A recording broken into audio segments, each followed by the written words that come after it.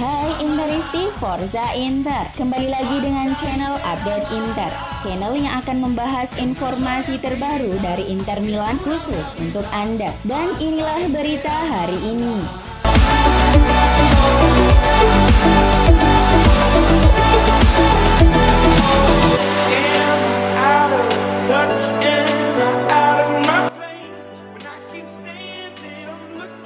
Gelandang Inter Nicolo Barella bersiap menghadapi denda dari klub setelah menerima kartu merah pada pertandingan Liga Champions kemarin malam melawan Real Madrid.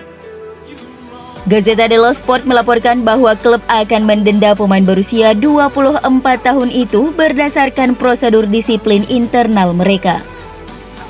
Barella kedapatan memukul kaki Eder Militao setelah dirinya dilanggar oleh pemain asal Brasil tersebut. Wasit yang melihat insiden itu tanpa ragu langsung mengeluarkan kartu merah untuk Barella. Akibat dari reaksi berlebihan itu, Barella juga terancam diskorsing 2 laga di babak 16 besar Liga Champions. Namun sanksi yang akan diberikan tergantung pada laporan dari wasit yang memimpin laga, yakni Felix Bridge. Keputusan wasit sudah tepat sehingga tidak ada peluang bagi Nerazzurri untuk mengajukan banding. Inter hanya pasrah jika memang tak dapat mengandalkan Barella di 2 laga babak 16 besar nanti.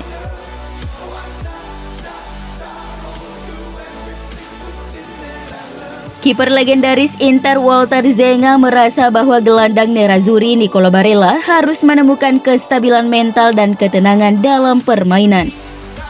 Saat diwawancarai oleh Inter TV, Zenga menganalisis pertandingan tersebut dan menyarankan agar Barella dapat memperbaiki mentalitasnya dalam bermain jika benar-benar ingin menjadi pemain top dunia. Di babak pertama, Real hanya menunggu Inter dan mereka melakukan serangan balik dengan cepat, ujar Zenga. Nerazzurri sebenarnya masih memiliki peluang untuk menciptakan situasi positif, tetapi dengan hanya 10 pemain itu menjadi jauh lebih sulit. Barella seharusnya memahami bahwa untuk menjadi pemain top dia harus menemukan kestabilan mental yang akan dapat mencegahnya melakukan tindakan yang dapat merugikan tim.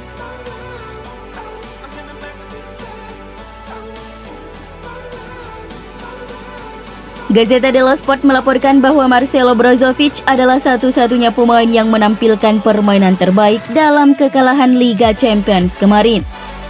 Sedangkan 3 bintang Inter lainnya yakni Lautaro Martinez, Nicolo Barella, dan Hakan Çalhanoğlu tampil di bawah performa terbaik mereka. Mereka tampil tidak maksimal sehingga kritik dari media dan fans Nerazzurri banyak mengarah kepadanya. Surat kabar yang berbasis di Milano Libero menilai bahwa ketiganya mengecewakan.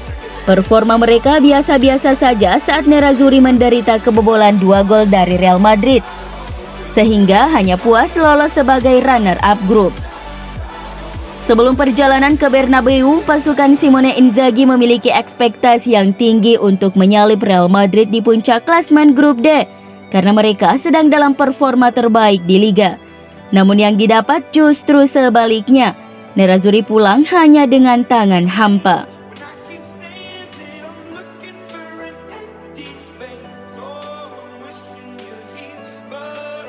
Hasil drawing atau undian babak 16 besar Liga Champions 2021-2022 bakal segera didapat pekan depan.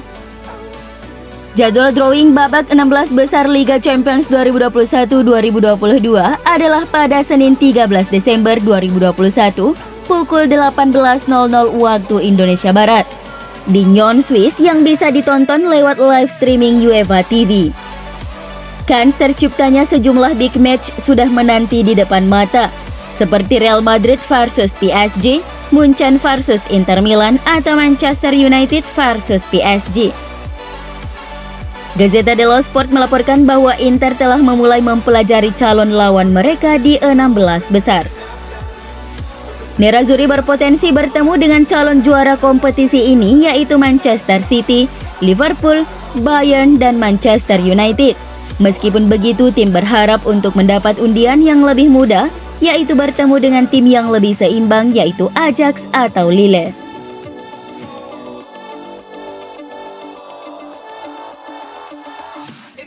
Inter dikabarkan siap untuk meminjamkan striker muda mereka Martin Satriano pada jendela transfer Januari.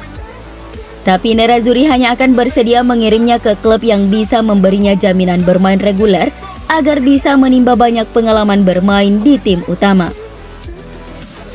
Seperti yang dilaporkan oleh FC Inter News bahwa manajemen Inter akan membuat keputusan tentang klub mana yang akan menjadi tujuan bagi pemain Uruguay tersebut. Namun Inter akan memastikan bahwa Satriano hanya akan bermain di klub yang mampu memberikan jaminan tampil secara reguler.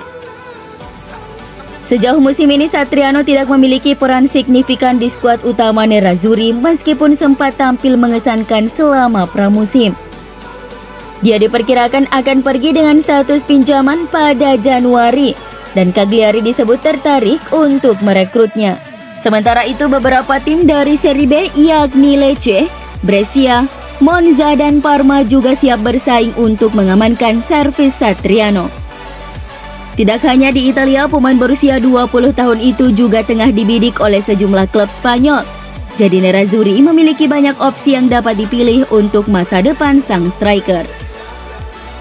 Namun faktor penentunya adalah jaminan menit bermain agar Satriano bisa terus berkembang menjadi striker papan atas.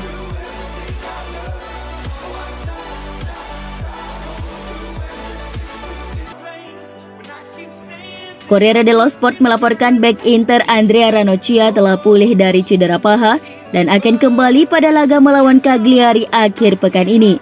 Sementara Matteo Darmian juga berpeluang untuk kembali. Ranocchia dan Darmian sama-sama melewatkan beberapa pertandingan terakhir untuk Inter karena cedera paha. Tetapi dalam kasus Ranocchia, pemain berusia 33 tahun itu telah hampir pulih dan kembali tepat waktu untuk berada di bangku cadangan pada akhir pekan ini.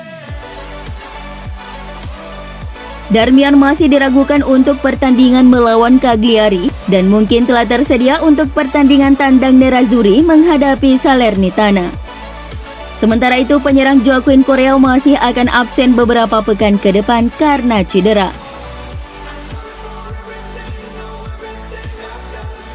Pembaruan Ivan Perisic tetap menjadi topik utama di Inter, elemen yang menentukan tahun lalu dan terlebih lagi tahun ini. Pemain tim nasional Kroasia telah mencapai tingkat performa yang luar biasa, menjadi salah satu elemen penting di sistem Simone Inzaghi. Sebelum Natal, Inter dan perwakilan pemain akan bertemu untuk membicarakan masa depan. Gazzetta dello Sport meyakini kedua belah pihak telah melangkah maju. Namun saat ini si pemain bagaimanapun tidak ingin menurunkan gajinya dari angka 5 juta euro yang dia dapatkan saat ini, sementara Inter ingin menurunkan gaji si pemain.